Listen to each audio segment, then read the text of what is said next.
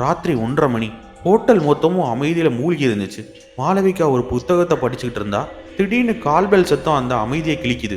ஒரு மெல்லிய பொண்ணோட குரல், ரூம் சர்வீஸ் ப்ளீஸ் அப்படின்னு ரொம்ப தெளிவாக கேட்குது. மாளவிகாவுக்கு ஆச்சரியம். இந்த நடுராத்திரியில் ரூம் சர்வீஸா? அவள் உடனே கேட்குறா, மேம் விச் ரூம்? அந்த பொண்ணோட குரல் மறுபடியும் வருது.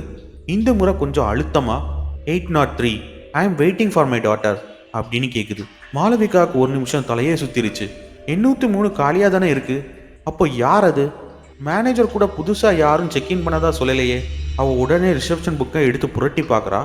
803 எந்த என்ட்ரியுமே இல்லை. ஆனால் அந்த குரல் ரொம்ப தெளிவாக 803 சொல்லிச்சு. ஒருவித தயக்கத்தோட மாளவிகா அந்த ரூமை நோக்கி போறா. 8வது மாடியோட இருண்ட காரிடாரில் மாளவிகாவோட காலடி சத்தம் மட்டும் எதிரொலிக்குது. 803வது ரூமோட கதவு லேசாக திறந்துருக்கு. இந்த பயங்கரமான கதையை நீங்கள் முழுசாக பார்க்க லிங்கை கிளிக் பண்ணி ஃபுல் வீடியோ பாருங்கள். இந்த வீடியோ உங்களுக்கு பிடிச்சிருந்தா ப்ளீஸ் ஒரு லைக் பண்ணுங்கள்.